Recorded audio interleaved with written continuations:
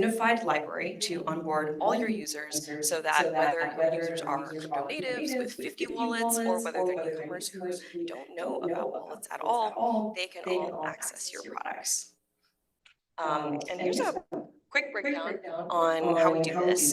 So Privy is at its core a user management system and onboarding library. It's composed of a authentication where we prove that users are who they say they are, and connect that to cryptographic keys under the hood, which are embedded into the apps that people use every day. It is also a seamless connection to your external wallet, a MetaMask, Coinbase wallet, or anything else that any user owns. And it's all tied together with a user management suite, which treats users as people and not just wallets. And the most exciting companies today in our space are built with Privy, OpenSea, Zora, Friendtech, Blackbird, among them, and many, many more. Awesome. So today we're going to talk about why crypto, why I build in crypto, why we work in crypto. We're going to chat about the Web3 user experience.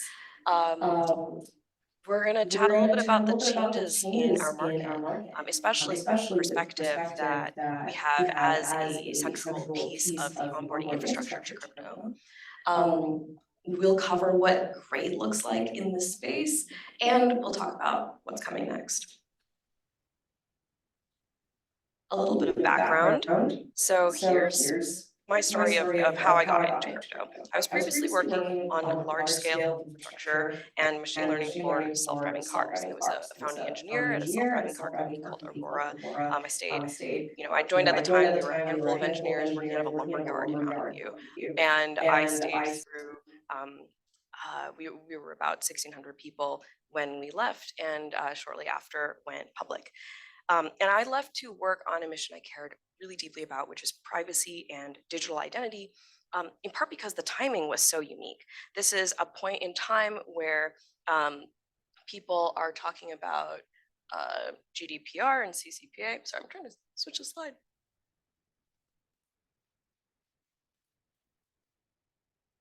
Yeah, this is not working. Yeah, no worries. Thank you.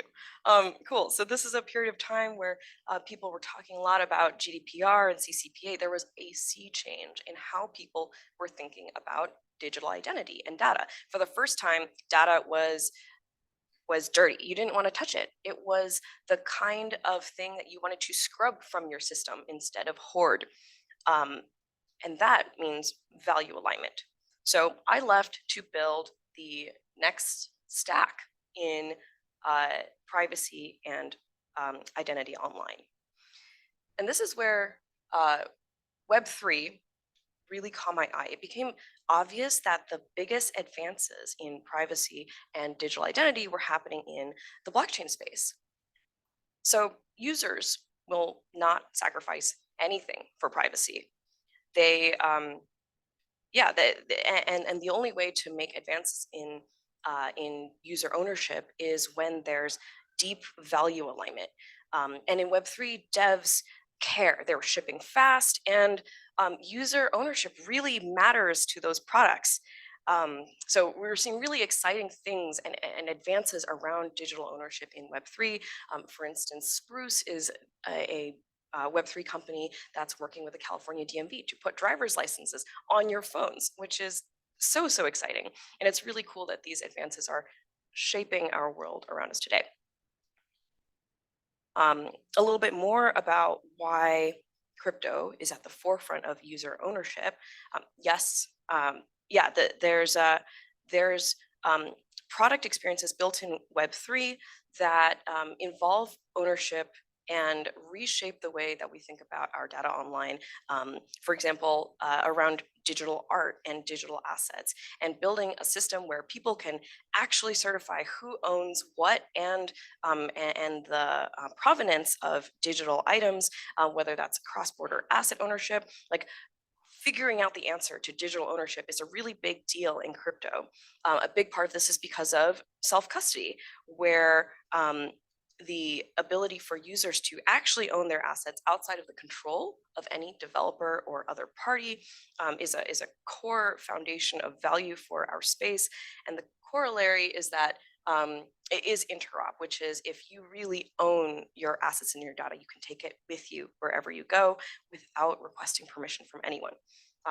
So the foundation of crypto is on open systems, and it's why user ownership, advances in user ownership are being made in this space.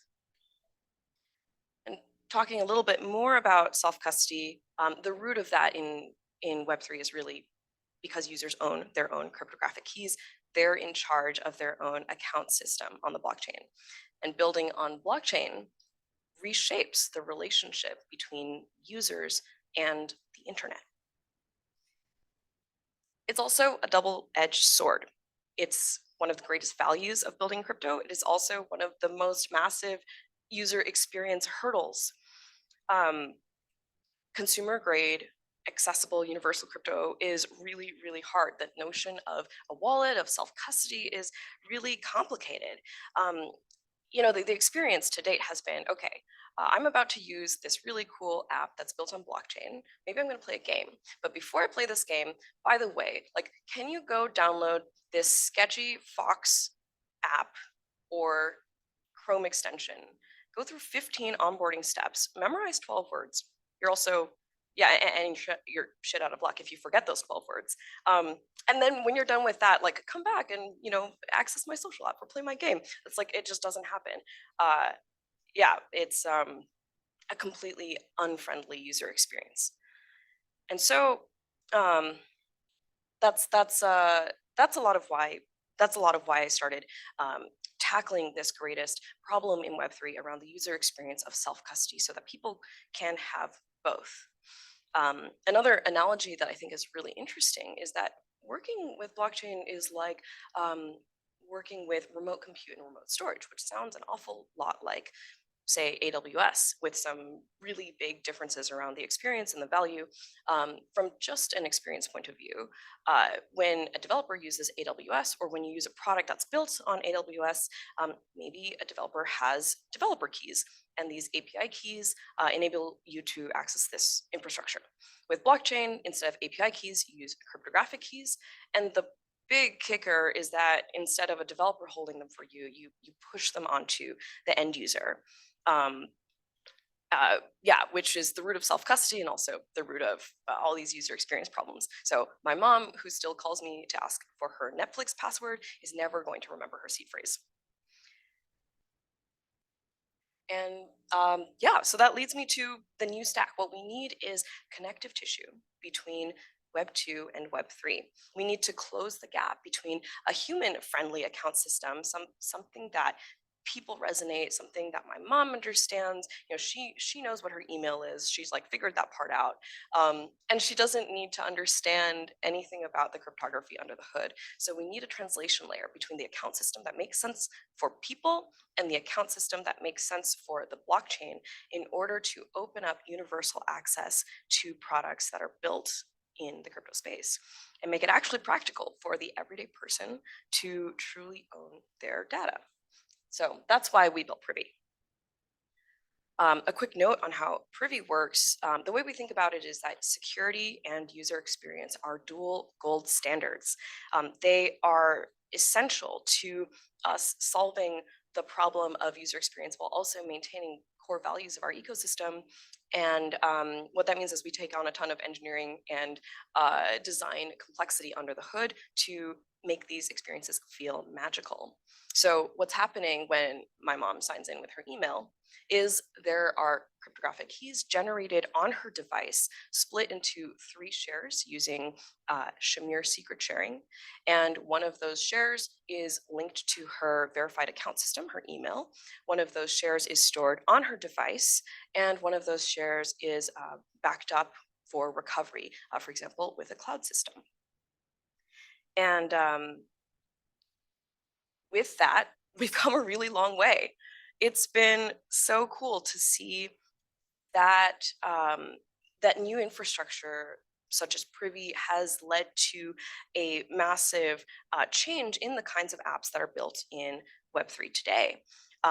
So, as far as Privy goes, we've onboarded over 5 million users to crypto. There are hundreds of companies that build their entire product on our infrastructure. There are thousands of developers using Privy, and we get to work with some of the most amazing and exciting customers to date. And also, my mom has now used crypto for the first time. She downloaded a restaurant loyalty app called Blackbird. We went to a restaurant together. She now has crypto and she doesn't even know it. So it's been awesome. And where we, from this bird's eye view of what's happened over the last few years, I think it's been really cool to see the changes in crypto to date. So we support the launches of really, really exciting projects pretty much every day.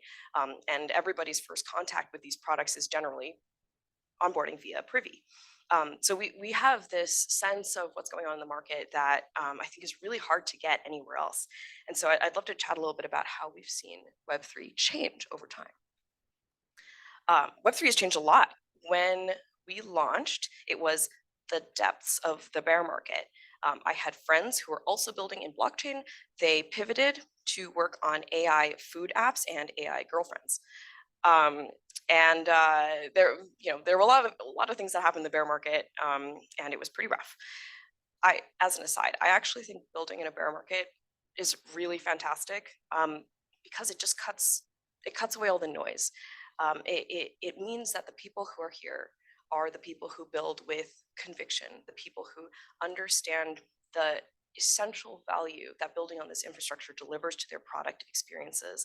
And the infrastructure that has evolved over the last 2 years during this period is a huge reason for why we're seeing the beginning of an upturn now, because things that used to take entire internal teams a year to build now come off the shelf. So back to how Web3 has changed. One thing that's really different is that instead of building dApps, developers are building apps. This is a rise of consumer-facing products that are entering the scene, and they're becoming so good. They're not just crypto products; they're products, and they're amazing. These are experiences that are built on a hybrid stack that use blockchain for intrinsic fundamental value, but don't shy away from incorporating a whole world of connections to experiences in the real world and so on. So we've moved away from just thin client wrappers over smart contracts into cohesive experiences. And we've moved from more discrete transaction-based apps to these continuous apps that involve richer interactions, be it loyalty programs or social and messaging apps and so on.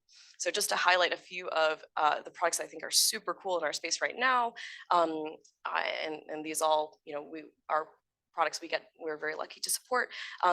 This is a company that translates physical goods into digital representations. So instead of having to pack carefully and ensure a very expensive, vintage or mint condition item and ship it across the country when you buy and sell, it creates a digital representation of items so that you can trade on a secondary marketplace. And this is Blackbird, the restaurant loyalty app that I mentioned my mom downloaded. You can check into one of something like hundreds of New York City restaurants, and maybe on your second or first visit, get a free drink. And this is a loyalty program that's also built on blockchain. There are new trading experiences. There are peer-to-peer payments. There's, now the biggest NFT marketplace is something that you can access without even downloading a wallet necessarily. And there's fun social apps and just these unique, playful products that are being built that had never been seen before. So Yonk is built by a game developer. It's like Venmo, but worse. So you have to record a voice message and attach some money to it, and you send it to a friend, and your friend has to listen to that voice message at full volume, or else they don't get the money. So lots of really cool experimental and also deep experiences that are being built today. And what are the shared things that make these products great? One of them is that it's accessible to all. Um, they have onboarding mechanisms that meet users where they are and rely on universal login options like email or SMS. They're social and playful. They rely on digital. They rely on social networks or things like that. They also tie in real world applications, be it restaurants or carbon credits or physical locations. And last, they abstract away crypto funding into a more user-friendly experience. For example, checkout with Apple Pay or credit card. And overall, what we're seeing here is a new perspective on users. Users come in all shapes and sizes, and we meet them where they are. And it's really exciting to build the onboarding system for such a huge variety and array of apps, and support the different kinds of user experience and security guarantees that we need to provide for this huge wealth of experiences. From here, what is next? I'm so excited to see the next inflection point. I think the first one was really this idea of radically changing the user experience around using blockchain-based products. What's next is abstracting the account system one level higher. So what we just did was we took the blockchain account system wallets and we hoisted it one level up, and we said, okay, it's not about wallets, it's about users experiencing apps. But we're going to take that one level higher and say, okay, it's not just users inside, user accounts within apps, it's actually user accounts, period. User accounts that own their data across any app online and own their money across any app that they use online. So I think abstracting the account system to the next level higher, which is directly with users, is going to trigger the next wave of usage for Web3. And this inflection point is going to be centered around two gaps and experiences that are going to shift. Number one is funding, and the second is interoperability. So account funding is how users can access their assets and bring in assets into the ecosystem. I think that the next wave of people are going to acquire digital assets via interacting with products. They're going to play games. They're going to eat at restaurants or hang out with their friends. And that's how they're going to acquire digital assets, not just by buying Bitcoin on an exchange. And the bottleneck there is how to onboard them, even in a way that makes sense and is accessible for them. So we're building systems that allow you to make purchases absolutely anywhere you have funds. So if you have crypto in any exchange or any wallet, or if you have a credit card, or if you can check out with Face ID, you should be able to, within any app you use, always use your money. So that's number one. And a sub part of that on the funding side is actually gas. Gas is a crazy concept to me. I think we've all gotten kind of used to it, but it's like scrolling Instagram. And every time you click on a picture, you have to pay 2 cents to AWS. It's absolutely insane. They don't use AWS anymore, but they used to. And regardless, that would be like a crazy consumer experience. And that's what everybody does in crypto today. They like pay their 2 cents to the blockchain, and or $40, and they like don't think much of it. Like we don't think much of it, and that has to change. Exposing infrastructure to consumers, I think, is a huge UX anti-pattern. And the second one is interop. So interop is when users can take their accounts, assets, and data with them from app to app. That's the next level for self-custody. That is what it means to truly own your data, because when you own it, you can take it with you wherever you are.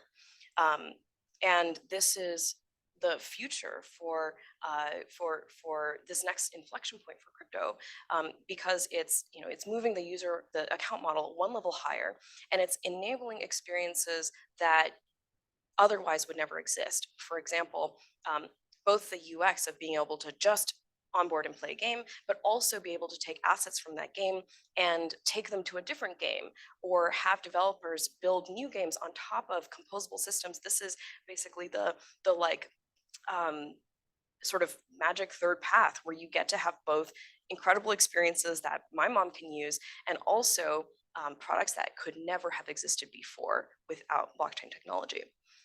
Here's some designs that we've built around what it looks like if you're able to connect to the New York Times with your, with a Web3 subscription service, or what it looks like if you're able to take your OpenSea account and use it in order to log into Zora, an NFT creative marketplace platform, or be able to take your reputation from a Web3 social app and bring it with you into Discord, where you're allowed to enter in special Discord channels because of it. Like this idea of turning apps into ecosystems is so exciting, and it's a foundational value for our ecosystem. Awesome. So, in summary, we're seeing a revolution in what can be built with distributed systems by unlocking better tooling and simpler abstractions.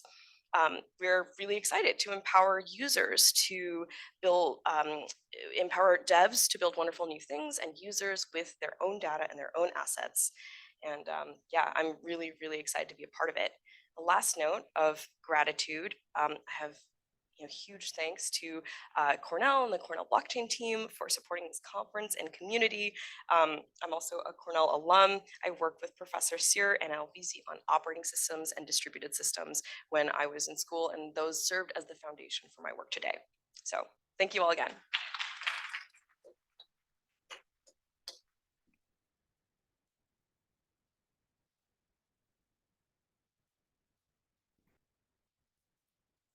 I'm Asta_Lee on Twitter. Cool. Thank you. Awesome. Mark, can you open the Twitter, the first panel or the first slide with her information on it? Perfect. Are there any questions? And we could pass the mic around if you want to.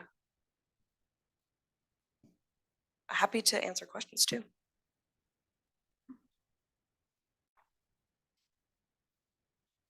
So you are the developer, right? Yes, I'm an engineer. You build the app, the app, right? Have I built apps? Yes. Yes, yeah.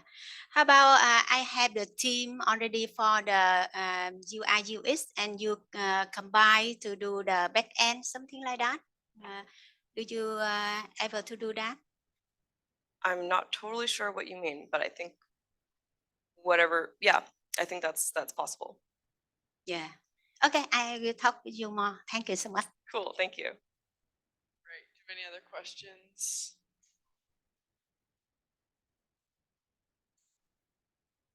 Hi, I'm Hillary. Thank you for your speech. It was really interesting to hear where you think the space is going. And you mentioned UX as a bottleneck. I'm wondering, do you see any other potential issues when we think about mass adoption? Absolutely. I think the industry has to recover from a period of social perception as well.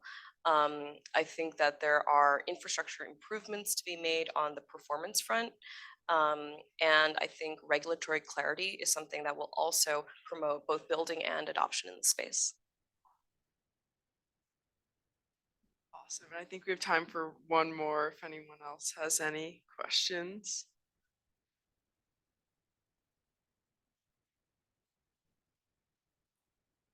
Yeah, thank you for such a great talk. I was curious, what is your take on how the world is going to be using crypto and interfacing with these consumer apps in the next 5 to 10 years? 5 to 10 years is a really long time. Anything could happen. But as I mentioned, I think that you won't know the next time you use a blockchain-based app necessarily. And I think that's what the future of crypto looks like. It's deeply embedded within the experiences that people have online every single day. That's the types of things that let you have a driver's license on your phone. It's built on these digital identity fundamentals that are pushed forward by our space entirely. So I think it will be invisible. Thank you. Awesome. Thank you so much, Asta. Great to see Cornell represent. We'll have a 15-minute break and then we'll get started in here again. Thank you, everyone.